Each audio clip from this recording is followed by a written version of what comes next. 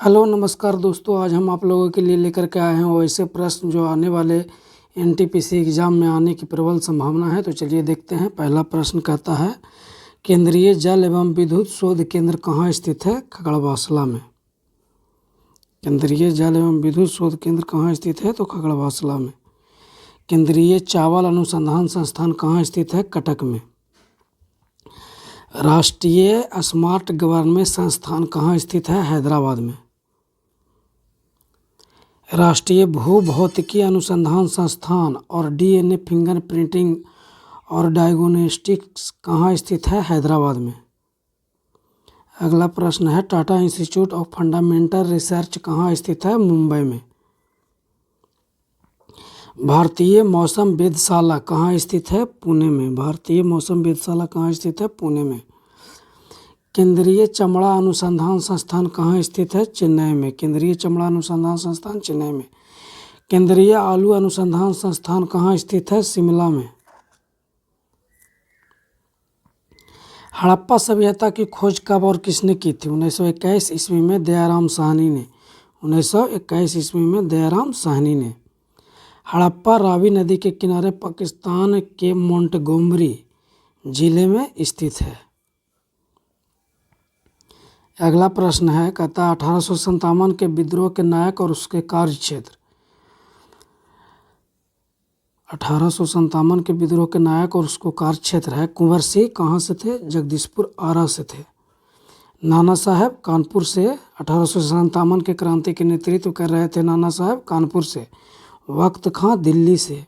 बेगम हजरत महल लखनऊ से। रानी लक्ष्मीबाई झांसी से। मौलवी अहमदुल्ला फैजाबाद से। खान बहादुर खान बरेली से थे।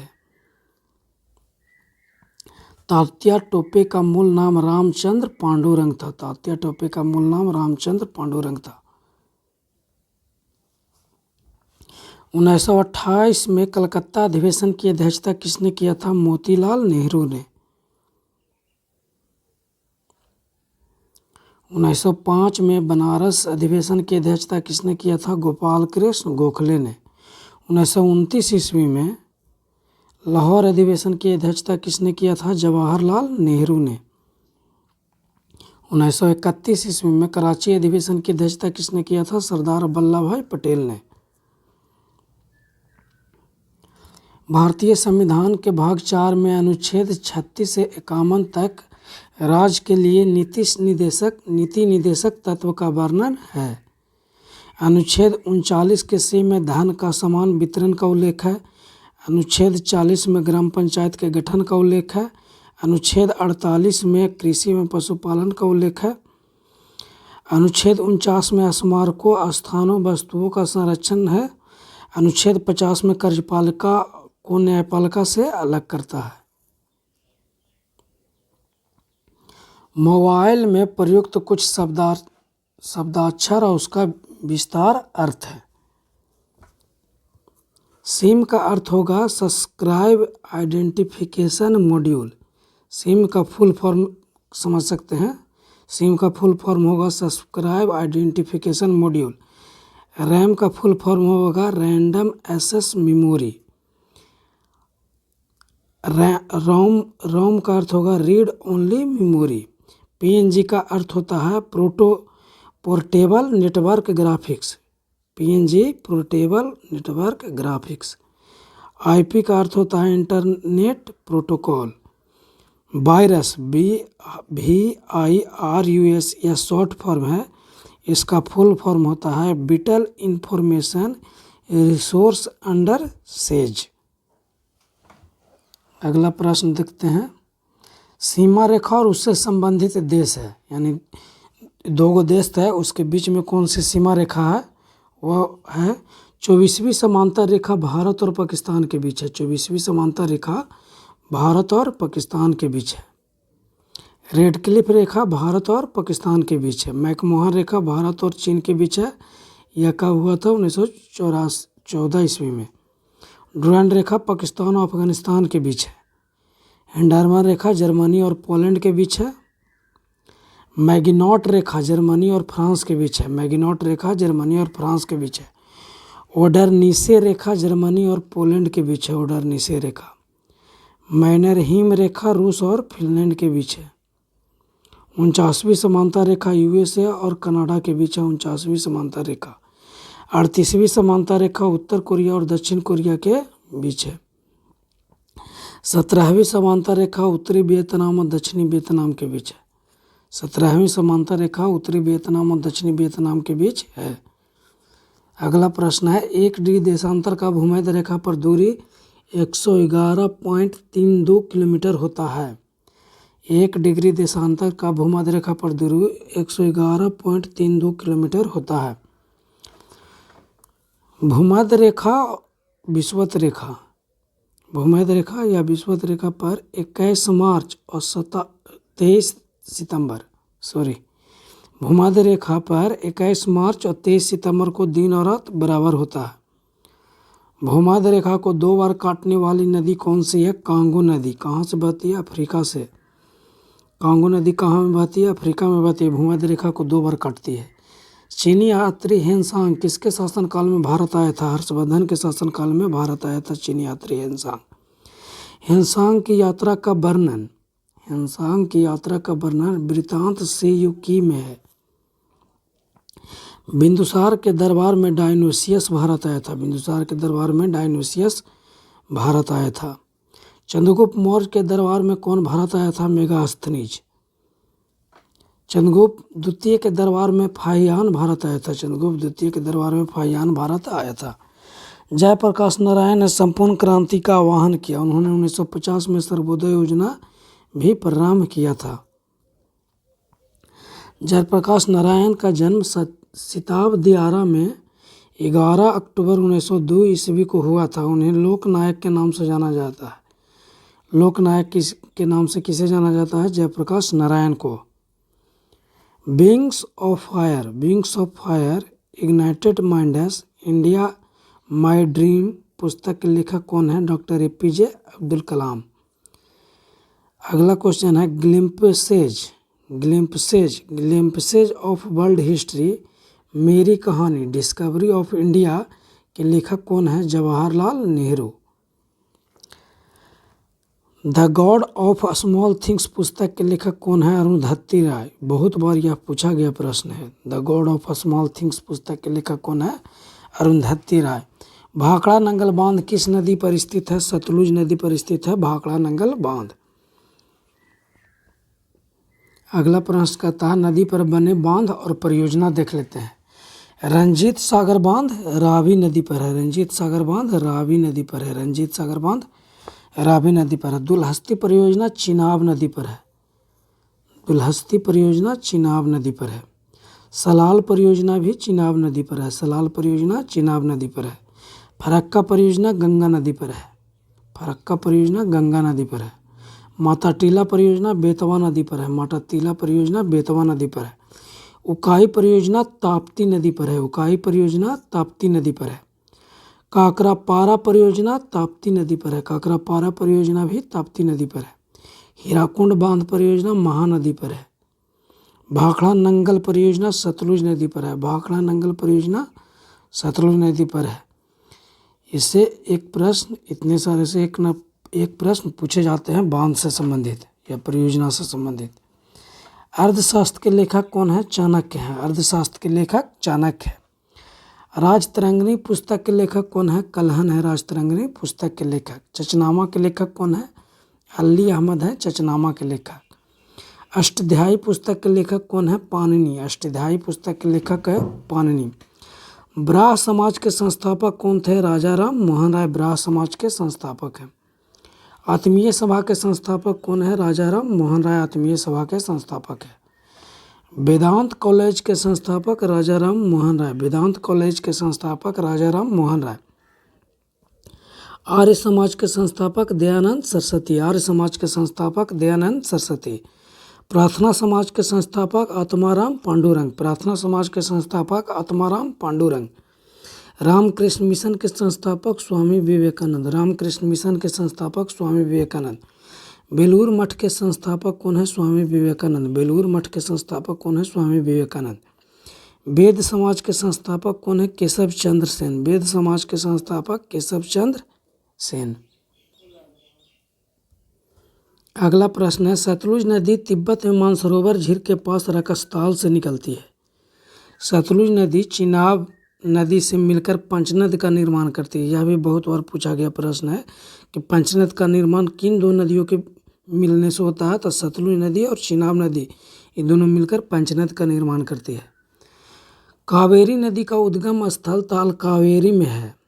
यह पश्चिमी घाट के ब्राहगिरी पहाड़ी से निकलती है। सतलुज नदी का उद्गम स्थान तिब्बत के मानसरोवर झील के पास सनोखवा बाव हिमनद से होती है। सतलुज नदी का उद्गम स्थान तिब्बत के मानसरोवर झील के पास सनोखवा बाव हिमनद से होती है। अगला प्रश्न है, गोदावरी नदी का उद्गम पश्चिमी घाट में त्रियंबकम की पहाड़ी से होती है। महाराष्ट्र के नासिक जिले में स्थित है। गंगा नदी का उद्गम गंगोत्री से होती है। यमुना नदी का उद्गम यमुनोत्री से होती है। गंडक का उद्गम नेपाल में होती है। राष्ट्रीय ध्वज में जो चक्र है वो भारत का राष्ट्रीय चिन्ह है। राष्ट्रीय ध्वज में जो चक्र है, इस तरीका से जो चक्र बना होता है, बीच में जो नीले रंग का होता है, इसमें 24 तिलियां होती है, वो भारत का राष्ट्रीय चिन्ह है। यह सारनाथ से लिया गया है। यह कहाँ से लिया गया? सारनाथ से लिया गया। इसमें 24 तिलियां होती है। सारनाथ स्तंभ का निर्माण किसने करवाया था? अशोक ने करवाया था। सारनाथ स्तंभ का निर्माण अशोक ने करवाया था। भारत के राष्ट्रीय ध्वज की लंबाई और चौड़ाई का अनुपात 3:2 है। भारत के राष्ट्रीय ध्वज की लंबाई और चौड़ाई का अनुपात 3:2 है। भारत का राष्ट्रगान जन गण मन पहली बार कब गाया गया था? 27 दिसंबर 1911 ईस्वी को। भारत का राष्ट्रगान जन गण मन पहली बार कब गाया गया? 27 दिसंबर 1911 ईस्वी को कलकत्ता अधिवेशन में गाया गया था। इसकी अध्यक्षता पंडित विश्व नारायण धर ने किया था। राष्ट्रगान को रविंद्रनाथ टैगोर ने तत्वबोधिनी में भारत भाग्य विधाता के नाम से प्रकाशित किया था। भारत का संविधान कब लागू हुआ? 26 जनवरी 1950 को भारत का संविधान लागू हुआ। संविधान सभा की अंतिम बैठक कब हुई? 24 जनवरी 1950 को संविधान सभा की अंतिम बैठक हुई। संविधान सभा ने राष्ट्रीय ध्वज को कब अपनाया था? 22 जुलाई 1947 को। संविधान सभा ने राष्ट्रगान एवं राष्ट्रीय गीत को कब अपनाया था? 24 जनवरी 1950 को राष्ट्रीय गीत और राष्ट्रीय गान को अपनाया था। भारत में श्वेत क्रांति के जनक कौन है? डॉक्टर वर्गीज कुरियन है भारत में श्वेत क्रांति के जनक। मिल्क मैन ऑफ इंडिया के नाम से कौन जाना जाता है? डॉक्टर वर्गीज कुरियन को। भारत में हरित क्रांति के जनक कौन है? Doctor MS. स्वामीनाथन। भारत में हरित क्रांति की शुरुआत कब हुई थी? तो सन 1966 से 67 ईस्वी में। हरित क्रांति का जनक किसे माना जाता है? नॉर्मन बोरलॉग को हरित क्रांति का जनक माना जाता है। विश्व बैंक का मुख्यालय कहाँ स्थित है? वाशिंगटन डीसी में स्थित है विश्व बैंक का मुख्यालय। आसियान का पूरा नाम है, आसियान का पूरा नाम है association of south east Asian nation. ASEAN दक्षिण पूर्वी एशियाई राष्ट्रों का संगठन है। इसमें शामिल देश हैं Myanmar, Cambodia, Laos, Vietnam, Thailand, Brunei, Indonesia, Malaysia, Philippines और सिंगापुर। ये सब एशियान में सम्मिलित देश हैं। इसमें आपसे क्वेश्चन किस तरीक़ा से पूछेगा? तो इसमें आपको 4 गो ऑप्शन दे देगा और बोलेगा कि इसमें से कौन सा है जो आसियान में सम्मिलित रूप से नहीं है, या 4 गो ऑप्शन दे देगा, पूछेगा कि इसमें कौन आसियान में सम्मिलित है। तो इसको ध्यान से देख लीजिएगा। विश्व स्वास्थ्य संगठन का मुख्यालय कहाँ है? जिनेवा। जिनेवा स्विट्जरलैंड में विश्व स्वास्थ्य संगठन का मुख्यालय है। आसियान की स्थापना कब हुआ था? 8 अगस्त 1967 ईस्वी को आसियान की स्थापना हुई थी। आसियान का मुख्यालय कहाँ स्थित है? इंडोनेशिया जकार्ता में आसियान का मुख्यालय स्थित है। सदाकत आश्रम की स्थापना किसने किया था? मजरूल हक ने किया था सदाकत आश्रम की स्थापना। डॉक्टर राजेंद्र प्रसाद का समाधि स्थल का नाम क्या है? महाप्रयाण घाट। डॉक्टर राजेंद्र प्रसाद 1946 ईस्वी में गठित अंतरिम सरकार के में कृषि एवं खाद्य मंत्री थे। डॉक्टर राजेंद्र प्रसाद जब 1946 में मंत्रिमंडल हुआ था, अंतरिम मंत्रिमंडल जब सरकार बनाई गई थी तो उसमें खाद्य एवं कृषि मंत्री थे। अंतरिम सरकार के मंत्री और मंत्रालय और भी कोई मंत्री थे, जैसे रेल मंत्री कौन थे? अरुणा आसिफ अली थे रेल मंत्री। रक्षा मंत्री कौन थे? बलदेव सिंह थे रक्षा मंत्री। गृह सूचना प्रसार मंत्री कौन थे? वल्लभ भाई पटेल थे गृह सूचना एवं प्रसार मंत्री। उद्योग और आपूर्ति मंत्री कौन थे? जॉन मथाई थे उद्योग एवं आपूर्ति मंत्री। श्रम मंत्री कौन थे? जगजीवन राम थे श्रम मंत्री। अगला प्रश्न का था खालसा पंथ और पहल प्रणाली की शुरुआत किसने किया था? गुरु गोविंद सिंह ने खालसा पंथ और पहल प्रणाली की शुरुआत की थी। भारतीय चुनाव आयोग की स्थापना कब हुई थी? भारतीय चुनाव आयोग की स्थापना 25 जनवरी 1950 को हुई थी। भारतीय चुनाव आयोग की स्थापना 25 जनवरी 1950 को हुई थी। भारत के मुख्य चुनाव आयुक्त तथा अन्य चुनाव आयुक्तों की नियुक्ति कौन करता है? भारत के राष्ट्रपति। क्रिकेट से संबंधित कप है? क्रिकेट से संबंधित कप है रणजीत ट्रॉफी है, देवधर ट्रॉफी है, ईरानी ट्रॉफी है, सिक्के नायडू ट्रॉफी है, दिलीप ट्रॉफी है।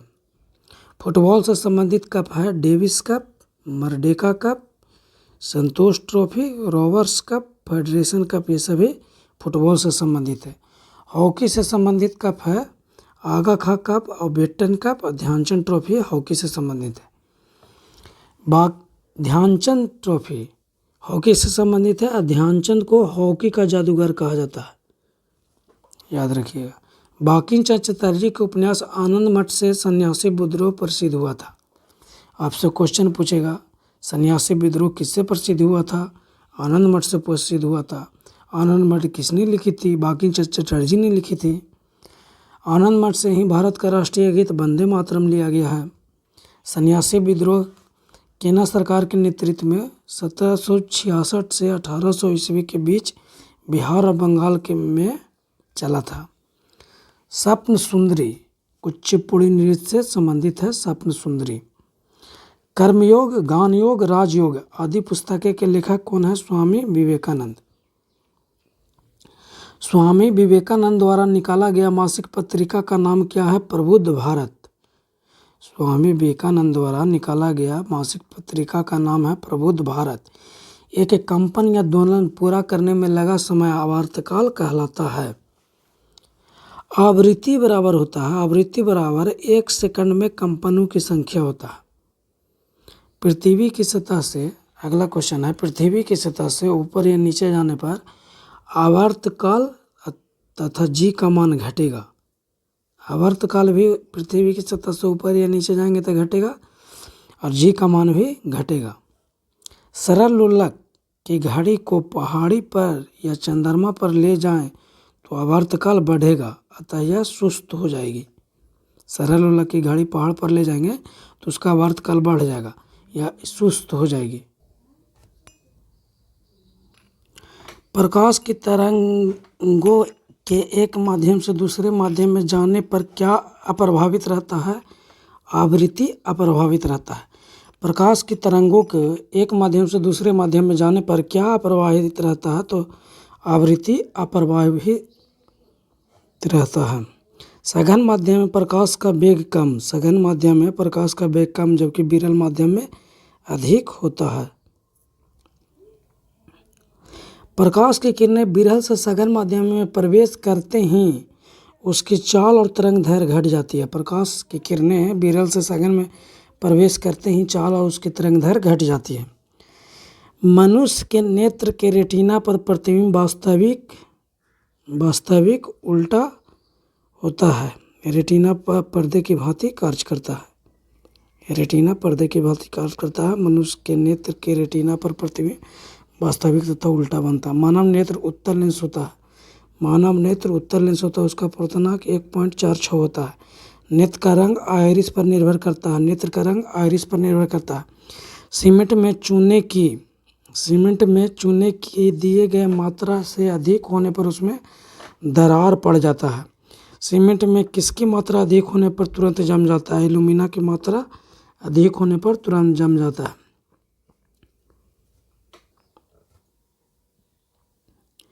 प्राकृतिक गैस का मुख्य अवयव है मीथेन। प्रमुख गैस ईंधन एवं उसके अवयव। प्रमुख गैस ईंधन और उसके अवयव। एलपीजी के मुख्य अवयव नॉर्मन ब्यूटेन और आइसोब्यूटेन है। Producer gas CO+N2, CNG CH4, जल गैस CO+H2, वायु गैस का मुख्य घटक CH4+CO2। पौधे में क्लोरोफिल बनाने के लिए आवश्यक तत्व है मैग्नीशियम। पौधे में क्लोरोफिल बनाने के लिए आवश्यक तत्व मैग्नीशियम है। प्रकाश संश्लेषण का अंतिम उत्पाद कार्बोहाइड्रेट है। प्रकाश संश्लेषण का अंतिम उत्पाद कार्बोहाइड्रेट है। पादप कार्बन डाइऑक्साइड विसरण विधि द्वारा वायुमंडल से प्राप्त करते हैं। विसरण विधि द्वारा वायुमंडल से प्राप्त करते हैं कार्बन डाइऑक्साइड पौधे। पादप भूमि में परासरण विधि द्वारा जल प्राप्त करता है। पादप भूमि से परासरण विधि द्वारा जल प्राप्त करते हैं। प्रकाश संश्लेषण की प्रक्रिया में दो प्रकार की अभिक्रिया होती है। एक प्रकाशिक अभिक्रिया होती है जो ग्राना में होती है, एगो अप्रकाशिक अभिक्रिया होती है जो स्ट्रोमा में होती है। शरीर में इंसुलिन पैंक्रियास द्वारा स्रावित होता है। शरीर में इंसुलिन पैंक्रियास अग्नाशय द्वारा स्रावित होता है। मिश्रित ग्रंथि अग्नाशय है। मिश्रित ग्रंथि किसे कहते हैं? अग्नाशय को। मास्टर ग्रंथि किसे कहते हैं? पीयूष ग्रंथि को मास्टर ग्रंथि कहते हैं। मनुष्य की अस्थियां किसकी बनी होती है? ट्राई कैल्शियम फॉस्फेट की बनी होती है मनुष्य की अस्थियां। मनुष्य के शरीर में पैरों की हड्डी फिबुला और टिबिया है। मनुष्य के शरीर में पैरों की हड्डी फिबुला और टिबिया है। मानव शरीर की सबसे बड़ी हड्डी है फीमर। मानव शरीर की सबसे बड़ी हड्डी है फीमर। ह्यूमरस ऊपरी बाहु में पाई जाने वाली अस्थि है। रेडियस प्लस अल्ना अग्र बाहु में पाई जाने वाली अस्थि है। कार्पस कराई में पाई जाने वाली अस्थि है यानी हड्डी है। जल में घुलनशील BC, इसे याद रख सकते हैं। BC यानी भैंस गई पानी में, जल में घुलनशील होता है। BC से भैंस गई पानी में यानी पानी में घुलनशील B और C है। वसा में घुलनशील है ADEK वसा में घुलनशील है। विटामिन ए की कमी के कारण कौन सा रोग होता है? नाइट ब्लाइंडनेस, जिसे रतौंधी कहते हैं, विटामिन ए की कमी के कारण होता है। विटामिन ए का रासायनिक नाम रेटिनॉल है। मानव शरीर में रक्तचाप किसके द्वारा नियंत्रित होता है? अधिवृक्क ग्रंथि से नियंत्रित होता है। थायरोक्सिन हार्मोन स्रावित होता है। थायराइड ग्रंथि से थायरोक्सिन हार्मोन स्रावित होता है। ग्रेफाइट के निम्न गुण हैं। ग्रेफाइट या कार्बन का रबदार अपरूप है, या विद्युत का सुचालक है, या पष्ठफलकीय संरचना का होता है, sp2 संस्करण का होता है। ग्रेफाइट को काला शीशा भी कहा जाता है। कार्बन के दो प्रमुख अपरूप है, रबदार अपरूप और बेरबदार अपरूप। रबदार अपरूप में हीरा, ग्रेफाइट, फ्लोरीन एवं ग्राफीन होता है। रबदार अपरूप में कोयला, कोक और चारकोल होता है। वायुमंडल में कार्बन डाइऑक्साइड पाया जाता है 0.03%।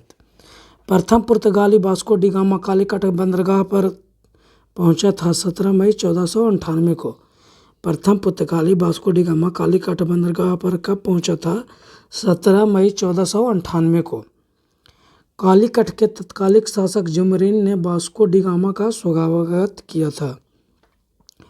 कोंजिकोड पहले कालीकट के नाम से जाना जाता है। कोंजिकोड स्थान है जो पहले कालीकट के नाम से जाना जाता था। वास्को डी गामा ने भारत के समुद्री मार्ग की खोज की। कोलंबस ने। वास्को डी गामा ने भारत के समुद्री मार्ग की खोज की। कोलंबस ने अमेरिका के समुद्री मार्ग की खोज की। कैप्टन कुक ने ऑस्ट्रेलिया के समुद्री मार्ग की खोज की थी। भारत का राष्ट्रीय गीत वंदे मातरम लिया गया है बंकिम चंद्र चटर्जी के उपन्यास आनंद मठ से। वंदे मातरम पहली बार 1896 ईस्वी में कलकत्ता अधिवेशन में गाया गया। इस अधिवेशन की अध्यक्षता रहमतुल्लाह सयानी ने किया था। राष्ट्रीय गीत की अवधि 65 सेकंड होती है और राष्ट्रीय गान की अवधि 52 सेकंड होती है। याद रखिएगा, राष्ट्रीय गान इमरजेंसी के टाइम में 20 सेकंड में गाया जा सकता है। भारत सरकार ने वंदे मातरम को राष्ट्रीय गीत के रूप में 26 जनवरी 1950 को अपनाया। भारत सरकार ने वंदे मातरम को राष्ट्रीय गीत के रूप में 26 जनवरी 1950 को अपनाया। उपन्यास गोरा के लेखक रविंद्रनाथ टैगोर हैं। उपन्यास गोदान के लेखक प्रेमचंद्र हैं। उपन्यास देवदास के लेखक शरतचंद्र चट्टोपाध्याय हैं। भारत के प्रमुख नेताओं स्वतंत्रता सेनानी का समाधि स्थल। महात्मा गांधी के समाधि स्थल कहाँ है? राजघाट में। लाल बहादुर शास्त्री के समाधि स्थल विजय घाट में। इंदिरा गांधी के समाधि स्थल शक्ति स्थल है। जवाहरलाल नेहरू के शांति वन। मोरारजी देसाई के समाधि स्थल अभय घाट है। चौधरी चरण सिंह के समाधि स्थल किसान घाट है। जगजीवन राव के समाधि स्थल समता स्थल है। राजीव गांधी के समाधि स्थल वीरभूमि। डॉक्टर राजेंद्र प्रसाद के महापरिनिर्वाण घाट। भीमराव अम्बेडकर के चैत्रा भूमि। अब अटल बिहारी वाजपेयी के सदैव अटल पर है समाधि स्थल। पूर्ण स्वराज का लक्ष्य किस अधिवेशन में रखा गया? 1929 ईस्वी के लाहौर अधिवेशन में। 1929 के लाहौर अधिवेशन की अध्यक्षता पंडित जवाहरलाल नेहरू ने किया था। 1938 के हीरापुर अधिवेशन की अध्यक्षता सुभाष चंद्र बोस ने किया। 1938 के हीरापुर अधिवेशन की अध्यक्षता भी सुभाष चंद्र बोस ने किया। 1939 के त्रिपुरा अधिवेशन की अध्यक्षता भी सुभाष चंद्र बोस ने किया। रानी लक्ष्मीबाई का मूल नाम मणिकर्णिका था। 1853 में डलहौजी ने व्यापकता का सिद्धांत के अंतर्गत झांसी को ब्रिटिश साम्राज्य में विलय कर लिया। रानी लक्ष्मीबाई जनरल हिरोज से लड़ते हुए 17 जून 1858 को वीरगति को प्राप्त हुई थी। महात्मा गांधी ने सर्वप्रथम आंदोलन कब शुरू किया? महात्मा गांधी ने असहयोग आंदोलन कब शुरू किया? 1 अगस्त 1920 ईस्वी को। सर्वप्रथम आंदोलन बोलेगा तो उन्होंने साउथ अफ्रीका में शुरू किया था।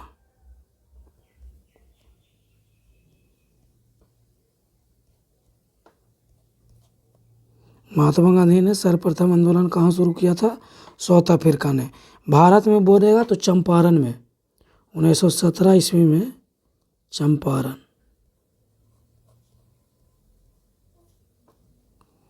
असहयोग आंदोलन के समय भारत के वायसराय कौन थे? Lord Jamesford. महात्मा गांधी ने असहयोग आंदोलन कब बंद किया? 12 फरवरी 1922 ईस्वी को। चौरी चौरा कांड कब हुआ और उस समय वायसराय कौन था? 4 फरवरी 1922 को चौरी चौरा कांड हुआ था। लॉर्ड रीडिंग उस समय वायसराय थे। आप लोग यह याद रखिएगा कि महात्मा गांधी जी ने असहयोग आंदोलन बंद इसीलिए किया था क्योंकि उस समय चौरी चौरा कांड हो गया था, जिसमें कुछ लोग को जिंदा जला दिया गया था पुलिस थाने में। मानचित्र में समान दाब वाली रेखाएं को आइसोबार कहा जाता है। मानचित्र में समान दाब वाली रेखाएं आइसोबार। मानचित्र पर दर्शाए गए समान हिमपात वाली रेखाएं आइसोनिब। समान ऊंचाई वाली रेखाएं समोच्च रेखाएं यानी कंटूर लाइन। समान वर्षा वाली रेखाएं आइसोहेलाइन कहलाता है। सतपुड़ा पर्वत श्रृंखला किन 2 नदियों के बीच स्थित है? नर्मदा और ताप्ती नदी के बीच है सतपुड़ा पर्वत श्रृंखला। सतपुड़ा पर्वत श्रृंखला की सबसे ऊंची चोटी धूपगढ़ है। नर्मदा नदी मध्य प्रदेश में अमरकंटक पहाड़ी के शिखर से निकलती है। नर्मदा नदी मध्य प्रदेश में अमरकंटक पहाड़ी के शिखर से निकलती है। नर्मदा और ताप्ती दक्षिण की ओर बहने वाली नदियां हैं। नर्मदा और ताप्ती दक्षिण की ओर बहती है। नर्मदा और ताप्ती डेल्टा नहीं बनाती, यानी डेल्टा का निर्माण नर्मदा और ताप्ती नदी नहीं करती है। विश्व की सबसे ऊंची पर्वत शिखर माउंट एवरेस्ट है। माउंट एवरेस्ट को नेपाल में सागरमत्था के नाम से जाना जाता है। तलचर कोयला का खान कहाँ स्थित है? उड़ीसा में। क्षुद्र ग्रह किसके बीच देखे जाते हैं? मंगल और बृहस्पति के बीच देखे जाते हैं क्षुद्र ग्रह। संथाल जनजाति किस राज्य में पाई जाती है? संथाल जनजाति उड़ीसा, पश्चिम बंगाल और झारखंड में मुख्य रूप से पाई जाती है। मुंडा और हो जनजाति कहाँ पाई जाती है? झारखंड में मुख्य रूप से पाई जाती है। लेप्चा और भोटिया जनजाति सिक्किम में पाई जाती है। चकमा और लुसाई जनजाति पाई जाती है मिजोरम में। गारो, खासी और जयंतिया जनजाति कहाँ पाई जाती है? मेघालय में। और गारो, खासी, जयंतिया पहाड़ी भी है, यह पहाड़ी भी है जो कहाँ है? मेघालय में। भारत का सबसे लंबी तटरेखा वाला राज्य कौन है? गुजरात है। भारत की सबसे लंबी तटरेखा वाला प्रायद्वीपीय राज्य आंध्र प्रदेश है। भारत की सबसे लंबी तट रेखा वाला प्रायद्वीपीय राज्य आंध्र प्रदेश है। भारत का सबसे गहरा बंदरगाह विशाखापट्टनम है। आंध्र अथी सबसे बड़ा बंदरगाह जवाहर नेहरू या नाहवा सेवा है। सबसे बड़ा बंदरगाह जवाहरलाल नेहरू बंदरगाह या नाहवा सेवा है। ज्वारीय बंदरगाह किसे कहा जाता है? तो कंडला गुजरात में है, जिसे ज्वारीय बंदरगाह कहा जाता है। एनौर बंदरगाह तूतीकोरिन बंदरगाह कहाँ स्थित है? तमिलनाडु में। एनौर बंदरगाह और तूतीकोरिन बंदरगाह कहाँ स्थित है? तमिलनाडु में। भारत का सबसे लंबा राष्ट्रीय राजमार्ग NH-44 है, यानी NH-44 है। यह श्रीनगर से कन्याकुमारी तक फैला हुआ है। उच्चतम कोटि का कोयला एंथ्रासाइड है। इसमें कार्बन की प्रतिशत 94 से 98% तक होती है। सबसे निम्न कोटि का कोयला पिट कोयला है। सबसे निम्न कोटि का कोयला पिट कोयला है। भूरा कोयला लिग्नाइट को कहा जाता है। भूरा कोयला लिग्नाइट को कहा जाता है। मुलायम कोयला बिटुमिनस को कहा जाता है। मुलायम कोयला बिटुमिनस को कहा जाता है। नदियों द्वारा मिट्टी का जमाव एलुवियल कहलाता है। नदियों द्वारा मिट्टी का जमाव कहलाता है एलुवियल। भारत का पूर्णतः स्वदेशी निर्मित परमाणु ऊर्जा संयंत्र कहाँ स्थित है? कलपक्कम तमिलनाडु में। भारत का पहला नाभिकीय शक्ति केंद्र तारापुर महाराष्ट्र में है, या परमाणु ऊर्जा संयंत्र भी कह सकते हैं, तारापुर में है। नरौरा परमाणु ऊर्जा संयंत्र कहाँ स्थित है? उत्तर प्रदेश में। नरौरा, यह पूछा गया क्वेश्चन है, नरौरा परमाणु ऊर्जा संयंत्र कहाँ स्थित है? उत्तर प्रदेश में। कैगा परमाणु ऊर्जा संयंत्र कहाँ स्थित है? कर्नाटक में। रावत भाटा परमाणु ऊर्जा संयंत्र कहाँ स्थित है? राजस्थान में। काकरापाड़ा परमाणु ऊर्जा संयंत्र कहाँ स्थित है? गुजरात में। कुंडनकुलम परमाणु ऊर्जा संयंत्र कहाँ स्थित है? तमिलनाडु में। विभिन्न देशों के संसद का नाम अब कुछ देख लेते हैं। विभिन्न देश होगा, उसका संसद का नाम क्या होता है? जापान के संसद का नाम डाइट है। जापान के संसद का नाम डाइट है। मालदीव के संसद का नाम मजलिस है। ईरान के संसद का नाम भी मजलिस है। नेपाल के संसद का नाम राष्ट्रीय पंचायत है। पाकिस्तान के संसद का नाम नेशनल असेंबली है। USA के संसद का नाम कांग्रेस है। चीन के संसद का नाम नेशनल पीपुल कांग्रेस है। अफगानिस्तान के संसद का नाम शोरा है। इजराइल का संसद का नाम नेसेंट है।